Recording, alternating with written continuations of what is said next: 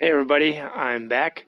I am just an insignificant man here to share my thoughts. So let's get started. Here we go. Okay, on this talk here, I just wanted to go over some points from my last recording. A few little notes I made on a couple subjects that might need to fill in a little bit more. One topic was on time. One interesting thing about time is everybody always thinks of time as linear. We see this one big road with all these splinters. Things happen and it splits off, creating another parallel set of events. Or like a giant river like the Mississippi River, and just the main flow of time, it's just so big, you throw a pebble in, will the ripples touch both sides of the banks? Right. So we think of it as linear, when in actuality we should be thinking of time as an onion. So I was talking about before, prophecies and timelines that come to be, whichever timelines are given the most energy. The unique thing about this is when you think of it linearly, it doesn't account for infinite scale. So we know within creation, the creator is infinite, has no beginning, has no end. So he is the highest power, or it is the highest power, the original source, which we call love, and from that love came light. He is outside of time. So another thing we keep forgetting, being religious beliefs, backgrounds, especially Christianity, people always forget about the Creator being outside of time. So the whole 6 days creating Earth, who's to say what a day is? So to a being or a higher consciousness and spirit that is infinite, where do you label a day? So I always think there's been a lot of argument over an issue where the real question has never been asked. Was the Earth created in six days? And by whose standard of a day? Was it one cyclic turn of the Earth on our sun? Well, if that's possible, how was that measured before the sun was even made? So just a little thing for you to think about. But as far as time goes, we do have a pretty good grasp, thanks to Einstein, of time and space as being connected. So the funny thing is they found out it has elastic features. So when you look at time as a whole, try to picture it as an onion, and whichever reality, what you want to call reality, like there has to be at least one level that we in this dimension that we live in is reality. So, but there's infinite layers of the onion underneath reality. So on the very outside of this onion, whatever has the most energy is pushed out to the outside, and that is what we call reality. A good example that showed this, and it's just of recent times, people believe it or they don't, depends on them to decide for themselves if there's enough evidence to prove it or not, but the Mandela Effect. So I don't know if anybody's familiar with the Mandela Effect. It has to do with people remembering history differently. So it stemmed from Nelson Mandela.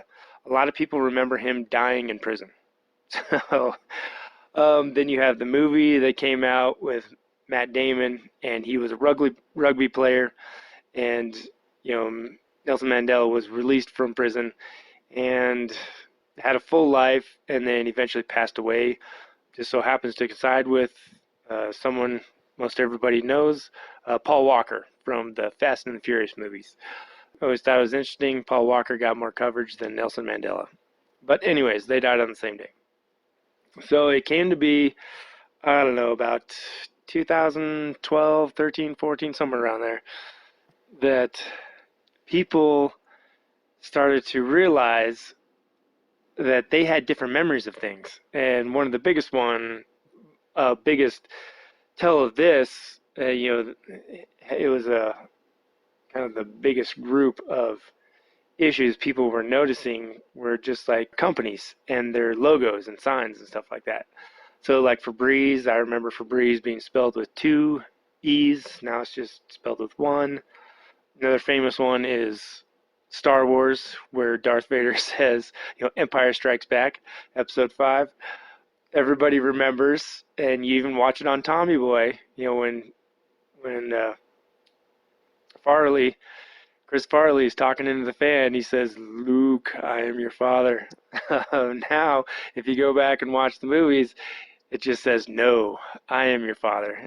And it was freaking some people out. Because how big Star Wars is, that is one that really burns bright for everybody's memory. But there's just a lot of stuff like that. But one that really jumped out to me was, I believe it's Isaiah, where it's talking about the lion laying down with the lamb. If you go back and read the Bible now, that exact same text, and I even took pictures in in a church I went to a little while ago that actually had a sculpture of the lamb laying with the lion. I mean, that's what everybody's grown up as. Narnia Chronicles, the lion, We view God as the lion. So if you go back and read that verse now, it says the wolf. So it's no longer the lion. It now says the wolf. And then people will try to tell you and convince you, like, no, it's always been that way. You're thinking of a different verse. And I don't need anybody to tell me what I know and what I remember.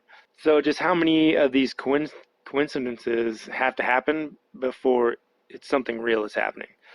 I guess that's up for you to decide. But anyways, back to time, like an onion. This Mandela effect was described to some people in the recent past by the characters I described in the book, The Law of One, the Raw material.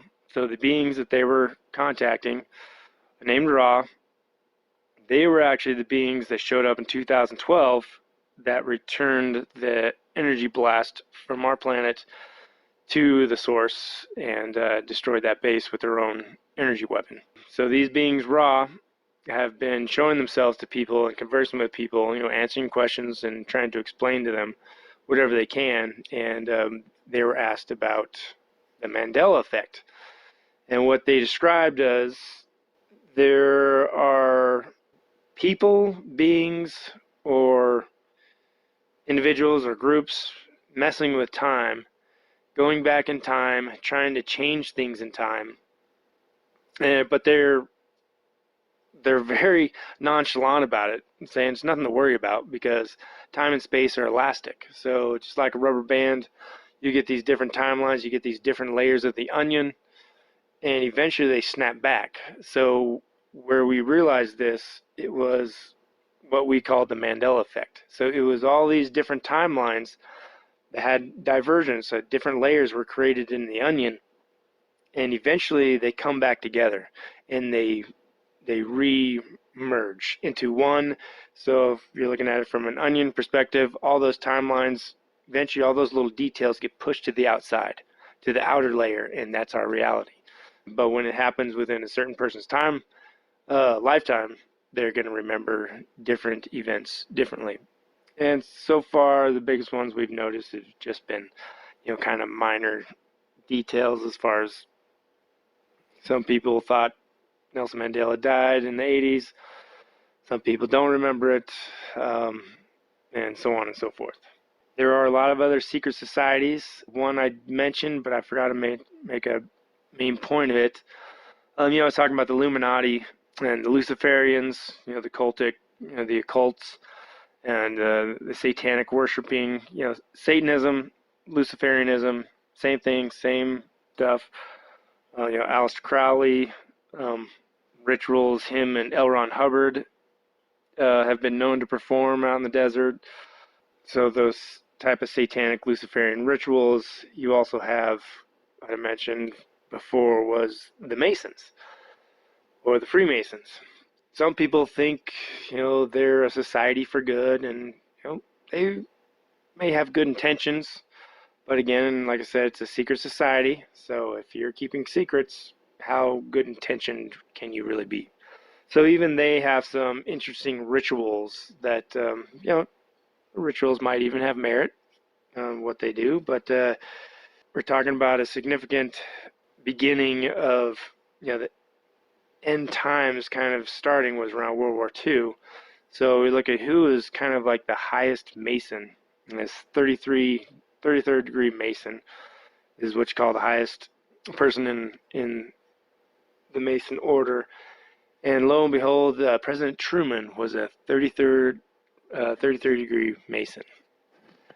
Now, he's always had a good reputation in the history books, but he was also the one that dropped the first two bombs. There's a great book about this. I can't remember the individual's name. I'll try to get information on it. I have to look through my books. But it's a great book. He looked into the dropping of the bombs of Hiroshima and Nagasaki. Well, why is this kind of weird? Why am I bringing this up? Well, if the Secret Order of the Masons is such a good order, then why did they drop both atomic bombs on the largest Christian populations in Japan? So I'll just let that sink in for a little bit, because it took me a minute when I read it. I said, what? So the biggest Catholic and Protestants populations in Japan were located in Hiroshima and Nagasaki. They actually picked ground zero for the bombers on the bomb runs was the biggest churches at that time in that area. They actually used that for their targeting when they flew over. You can't tell me that Harry Truman did not know about this. So I always thought that was kind of interesting fact. Makes you think twice about what you've been told in history books. So anyways, we got multiple timelines. We got projects coming out, declassified, whistleblowers coming out, like the Montauk Project. There are people speaking out now, talking about how they've tried to use recovered alien technology to move back through time. Some pretty interesting recordings have come from those experiments, and which could also be part of the reason for the Mandela Effect. So depending how long ago they were trying this, attempting this, and just happened to be right around 2012, things started converging, and we have what we call the Mandela Effect. Now next, I wanted to cover back real quick about the Nazis being brought over for being stood up, for helping stand up the CIA. So like I said, President Truman was overseeing things, and then eventually one of the Dulles brothers weaseled his way into the director of the CIA. So by that time, he had brought in, I got an Operation Paperclip. He included these Nazi SS individuals, I guess you say, spies. Had a great spy network over in Europe already. He wanted their resources. He took them in, brought them in under Operation Paperclip. But another thing they had a lot of research and made a lot of headway on was their mind control technology and advances. So he wanted that as well. Well, sure enough, they got what they wanted. And again, you have projects like the Montauk Project and MK Ultra, which is actually just an umbrella, where there's a lot of subdivisions within that, and they're all working on something different, and they might all have different names. So a lot of information that the U.S. might have already had some interest in ahead of time, but once they got a hold of the Germans' research, they realized that they had made a lot more gains in that area. So they wanted the mind control programs so they could take that and use it. And one of the biggest lies the CIA ever told people of America is that they're not allowed to operate on U.S. soil. You can tell everybody in the world a government agency is not allowed to do something. Does that mean they're going to follow it? Absolutely not. So all you have to do is put it out there. We're not allowed to do this. The American public believes them, trusts in them, do the right thing, and now we need spies everywhere to collect information. This is what needs to happen, and we need to have an infinite layer of security and secrecy, like 35 levels of top secret above the President of the United States, because the President of the United States can only be elected for 48 years, and once he's done, why would we tell him all the secrets? We're not going to tell him all the secrets because he doesn't have a high enough security clearance. And so that's where it began. The formation of the national security laws. So now they're passed, put into motion, and you have just given your government more power to keep everything they find a secret, and all they have to do is label it national security. And there you go. So the secrets begin. And as everybody knows, the CIA is and has been operating on U.S. soil from day one. When you start looking into their mind control programs, you'd be blown away. A great book that has to do with this, and it's a whistleblower. This girl has an amazing story. It's her testimony, her biography. I can't remember her name right now, but the book is called Transformation of America. And it's a hard read, but the least I could do for this woman is to read what she lived through. So she goes into great detail because her mind has been broken to the point where she has photographic memory and perfect recall. So she remembers every detail to the finest point. And that's one of the things they discovered with mind control programs, was people's ability to shape their brain to record 40% more information than it did before.